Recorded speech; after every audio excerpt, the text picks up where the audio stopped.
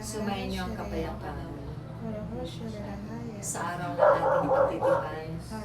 Naway lagi kayong mangalap. Bitbit din ang pag-ibig ng Diyos at kababaan ng Kanyang. Upang ito man ay laging manatili sa inyo at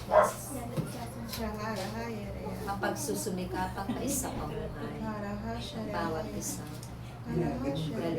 Kung ito na magbubuting bagay na nagmumula sa Diyos, ay inyo laging na ibabahagi at ipapalagayan sa sanglibutan ito sa inyong mga kapwa-tao. Sila man ay magkakamit ng pag-ibig, kapayapaan, at kaliwanagan sa kanilang buhay. Ipagpatuloy ninyo ang inyong paghayo upang ang mga tupa na walang tagapagpastol ay magkamit ng kamalayan at manumbalik ang kanilang pananalig at pananampalataya sa Diyos.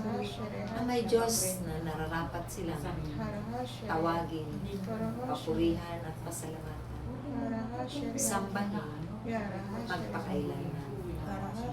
Dahil sa mga panahon ito, karamihan sa kapwa-tao ay nananangan na lamang sa kanilang sariling kakayanan.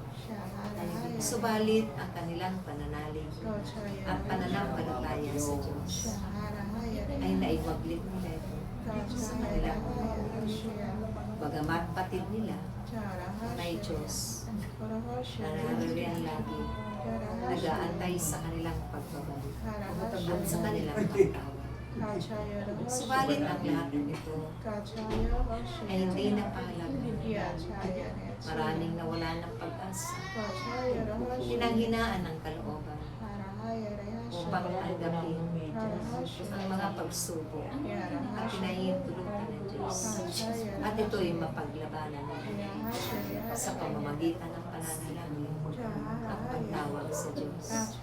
Kung kaya't kayo na maging daluyan ng kanilang pagpapala upang makamtan ang bagong buhay sa piling ng Diyos, upang makilala ng lubusan ng Diyos, ay ipagpatuloy ninyo ang inyong pangangalak ng mga tupa na madala sa banal na paanan ng Diyos, upang ang kaligtasan ay kanila rin makamit hanggang sa sila'y lumaho na sa sanlibutan.